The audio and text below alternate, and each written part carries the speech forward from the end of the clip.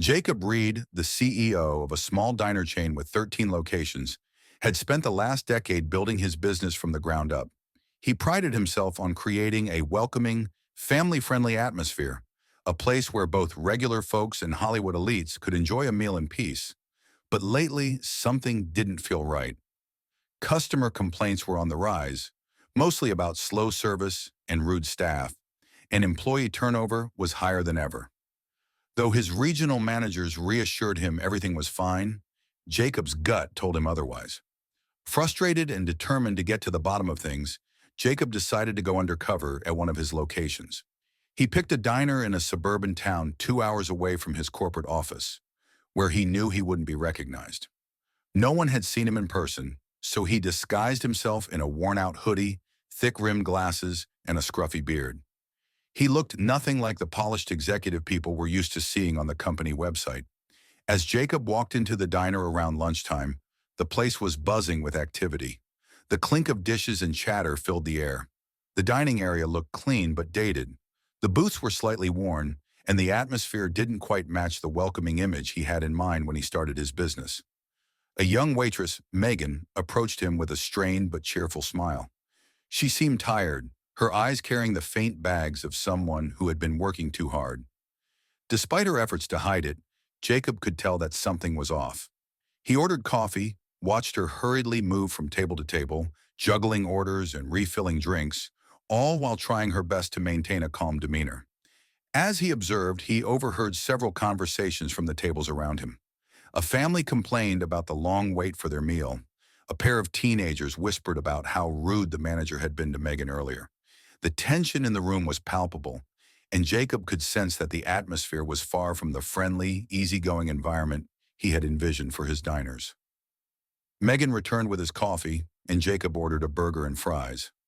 As she took the order, Jacob overheard a booming voice from the kitchen.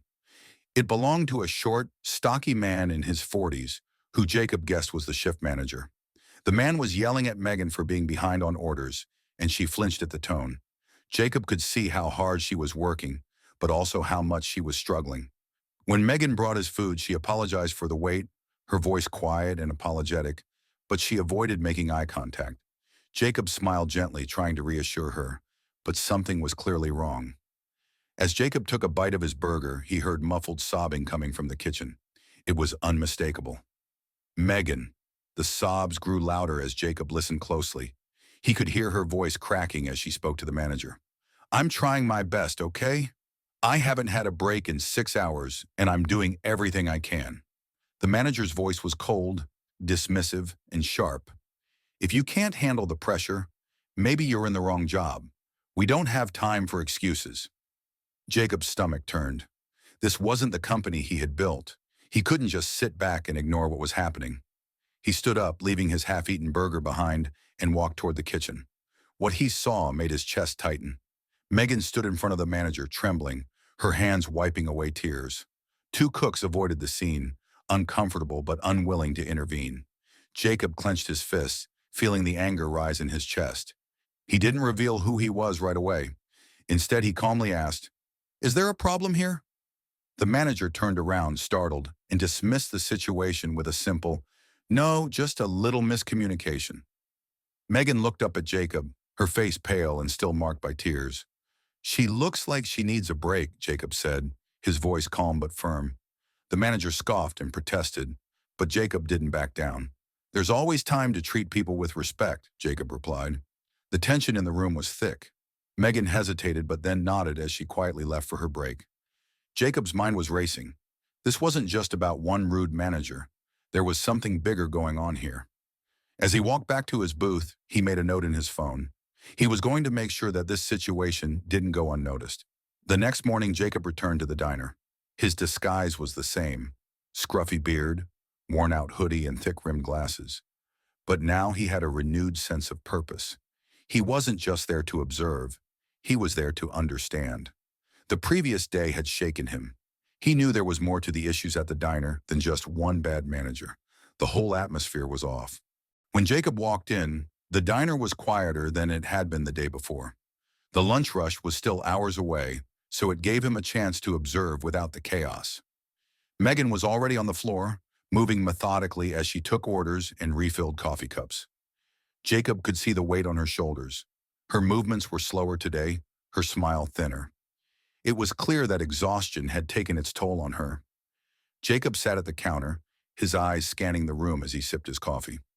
The kitchen staff seemed to be in good spirits, but he could tell that the tension from the day before was still lingering. As he waited, he noticed Megan passing by with a coffee pot, her posture slightly slumped. Jacob gestured for her to come over.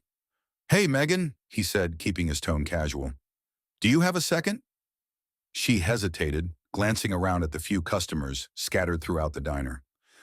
Sure, but I can't stay long." "We're short-staffed again." Jacob nodded. "I won't keep you long. Just wanted to ask, how long have you been working here?" Megan blinked, clearly caught off guard by the question. "About 8 months," she answered, trying to mask her weariness. Jacob leaned forward slightly, lowering his voice just enough so she could hear. "You seem like you're carrying a lot on your shoulders. Is it always this busy?" She hesitated, her eyes darting toward the kitchen window before she spoke. "It's not always the customers. Sometimes it's—" She trailed off, biting her lip as though she wasn't sure how much she should share. Jacob kept his voice gentle. "It's Rick, isn't it?" Megan froze for a second, her eyes widening. Then she quickly looked around the room, making sure no one was listening. I shouldn't be saying anything," she muttered, her voice barely above a whisper. "You don't have to say anything," Jacob reassured her.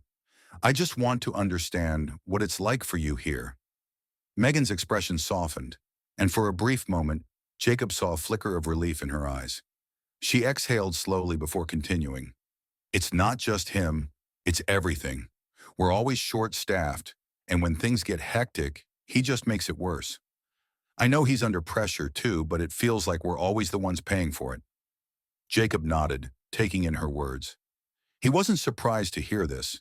He had suspected it all along. Megan's exhaustion wasn't just from long hours, it was from the constant pressure and lack of support. And Rick, instead of alleviating the stress, was adding to it. "What about Connor?" Jacob asked. "He seems like he tries to help." Megan's expression softened as she mentioned Connor. "Connor's great. He's only been here a few months, but he's one of the few people who actually cares. He covers for people when they're struggling. Honestly, if it weren't for him, I probably would have quit by now." Jacob felt a pang of guilt at hearing this.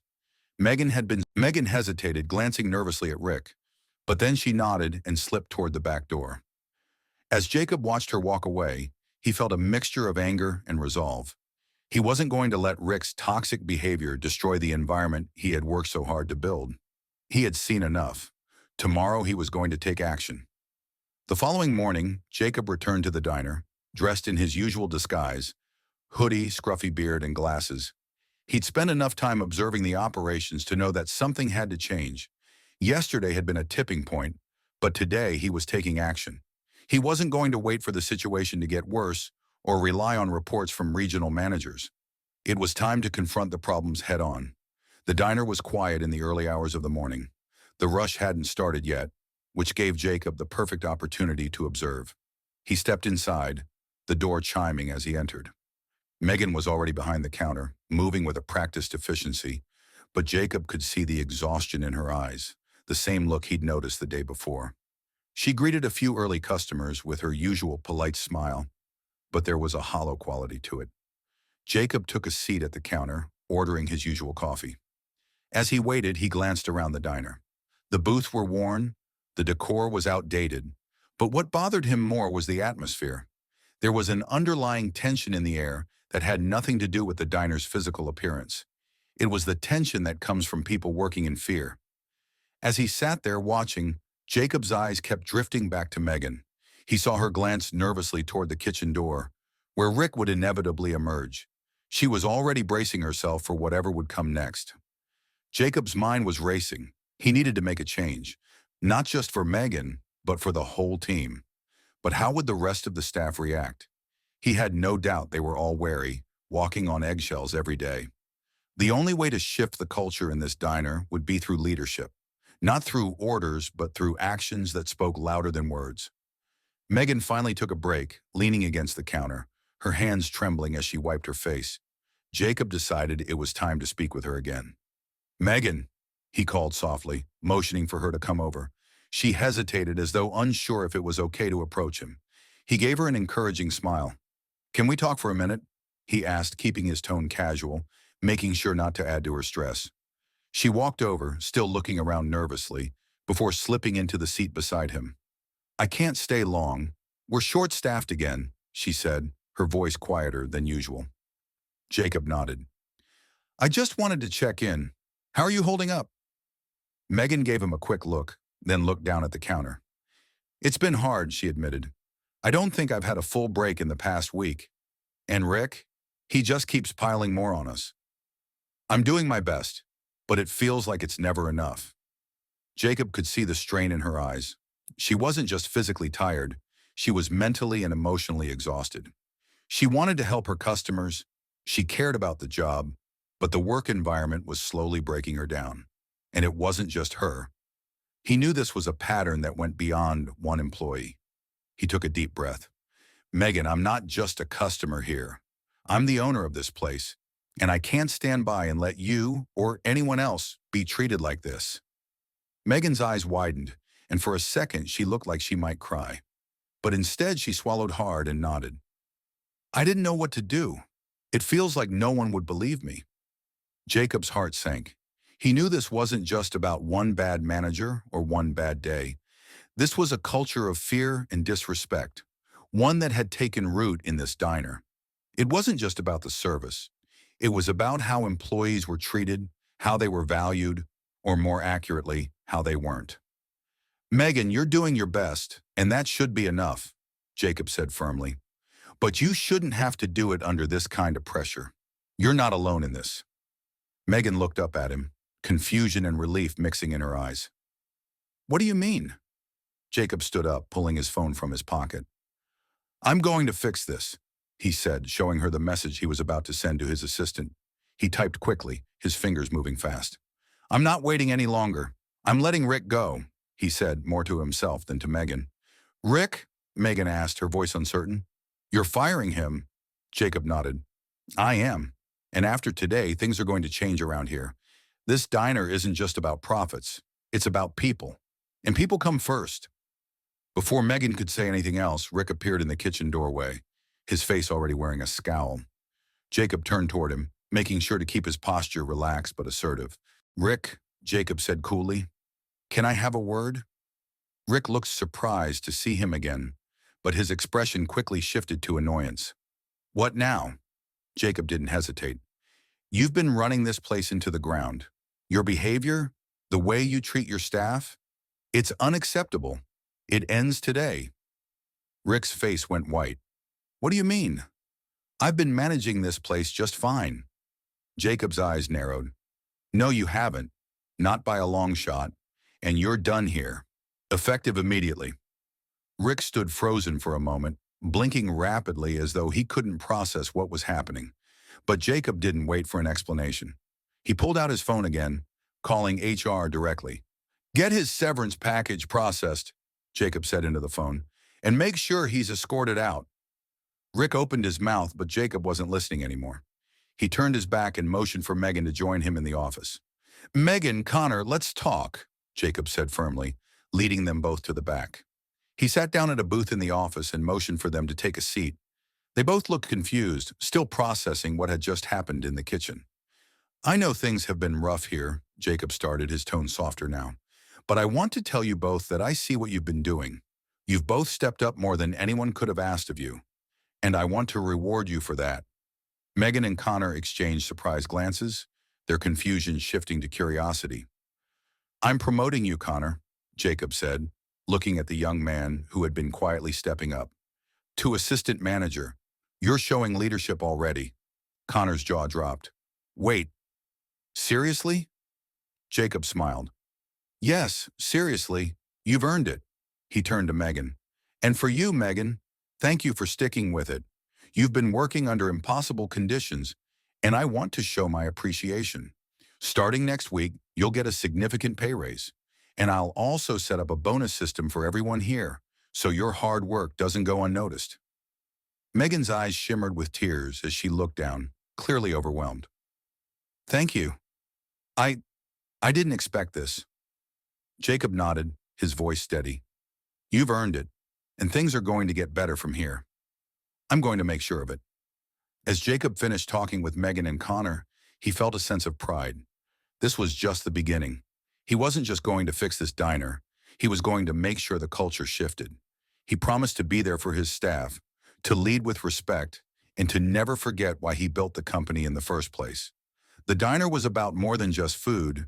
It was about people, and Jacob wasn't going to lose sight of that again. The following weeks were a whirlwind.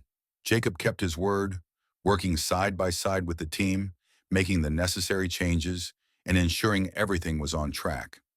As promised, Megan and Connor stepped into their new roles, and with them, a renewed sense of responsibility and hope swept through the diner.